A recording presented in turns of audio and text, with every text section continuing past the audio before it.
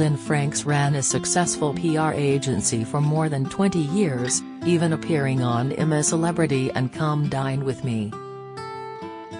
She was the inspiration behind Absolutely Fabulous Eddie, but then her glitzy and busy life finally caught up with her.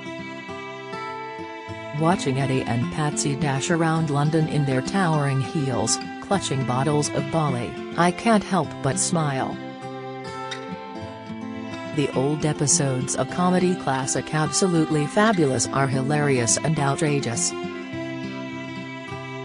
My former client Jennifer Saunders is said to have partly based her outlandish PR Edina Monsoon on me. But while I recognize the champagne, celebrities and chaos, it's a world away from my life today, running a healing center in Wincanton, Somerset, sipping green juices and promoting sustainable lifestyles.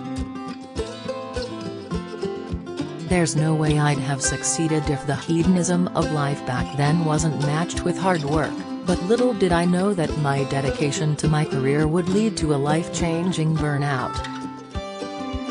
I was only 21 when I set up my agency, Lynn Franks PR, after working as a fashion journalist alongside Janet Street Porter.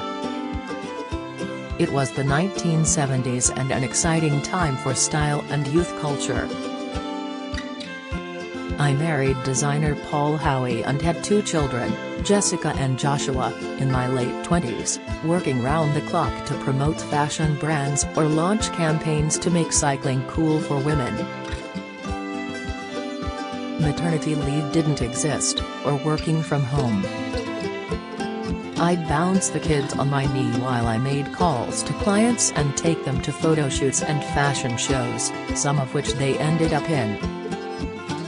I worked with Mary Portas to turn Harvey Nicks from Sloaney to Cool, which was Eddie's favorite store in AdFab, naturally.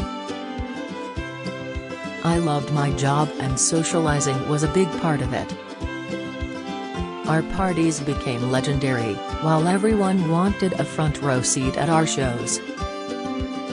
There would be Princess Diana, Annie Lennox and Boy George sat near each other, and Madonna turning a plate. It was chaos, but fun chaos. I represented Lenny Henry, who introduced me to his then-wife Dawn French, her comedy partner Jennifer Saunders and their friend Ruby Wax. We ended up becoming close and even teamed up when we holidayed in the Seychelles one year. I also introduced them to the fashion industry and the likes of Vivienne Westwood and Jean-Paul Gaultier, which gave Jennifer plenty of character inspiration. I got used to being surrounded by celebrities daily, but there were 2 people who made me starstruck, Dolly Parton and Diana Ross. Dolly was adorable and I was in awe of her, but Diana was scary. Diana flew me out to Las Vegas for a meeting because she wanted to become more hip and put me through a grueling interview. She also told me she wanted to meet Prince Charles. I put on a secret show for her at Brixton Academy, which made the front pages. I led a truly amazing and privileged life, but it was exhausting. This was the era before emails and mobile phones and I was away from home for long periods of time. I had to leave my son and daughter with an army of nannies and cleaners, which weighed me down with guilt. Something had to give and that moment came in 1991. I'd sold my agency 3 years earlier but was still heading it up when I realized I was totally burnt out. I couldn't do it anymore. In the space of a week, I quit my job, my marriage collapsed and I gave up being a Buddhist, which I'd previously been devoted to as a way to combat the craziness of daily life. I had a total meltdown. I was 43 and my world crashed down around me. It was like falling out of a plane without a parachute. Who was I? What was my purpose? I needed to find out again. Looking back, I think it was inevitable it would happen. So many women spend their younger lives on the treadmill of career, relationships and family, as I did, not having time to stop and really think about what would make them truly happy. I had worked day and night for 20 years, being the ultimate career woman, at the expense of my well-being. I began to spend lots of time reading, attending workshops and just speaking to women of all ages and backgrounds, trying to understand how to make life more fulfilling for them. I became increasingly convinced that empowering women could change the world for the better. From a young age I'd been passionate about activism and politics.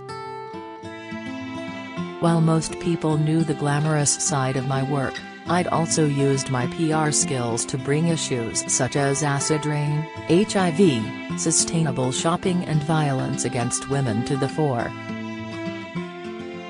Then in 2000, while I was living in LA, going through the menopause and embracing new age practices and healthy eating, I wrote a book that would change my life, and I hope that of millions of women. The Seed Handbook, Sustainable Enterprise and Empowerment Dynamics, was my guide to creating small and sustainable businesses from the kitchen table. I knew that, like me, women would tire of the corporate world and its values and would want to look at ways to provide for their families that have a positive impact. In the past 22 years it has grown into a movement. It has taken me all over the world, from China and Saudi Arabia to Kazakhstan and India, showing women how they can collaborate to improve their communities while making a living. I'm 74 now, I'm a Buddhist again and have 7 grandchildren, but I still have the same fire in my belly as that young woman striking out with her first business. You're never too old to change your life, and I want the older generation to reach out to those coming behind them. I've had success, but it came at a price, not least as a mother. I also made mistakes, like going on I'm a Celebrity in 2007, alongside Katie Hopkins and Janice Dickinson. My son warned me not to do it, but I didn't listen. It was horrible.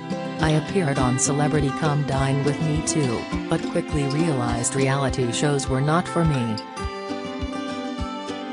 But I'm happy for aspects of my manic old life to be fictionalized in a sitcom. I'll admit that when Fab first appeared on television 30 years ago, in November 1992, I was a bit hurt, which was ridiculous. They even asked me to be in an episode, but I refused, which is a decision I now regret. It would have been so cool to show my grandchildren. While I haven't seen Jennifer and Dawn for a long time, I'm still friendly with Ruby Wax. When Eddie's granddaughter was named Lola, like mine, or she hosted menopause circles, I'd ask Ruby if she was reporting back on me. But she wasn't, it was a complete coincidence. Jennifer is just a genius and understood the zeitgeist. My kids may think that our life was crazy, but the reality was even funnier. If I inspired the show in any way, I am now very thrilled and grateful.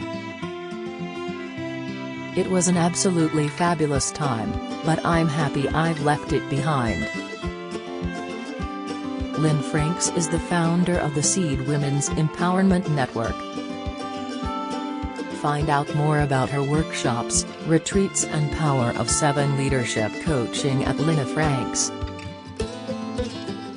Come and follow her on social media at Lynn J. Franks.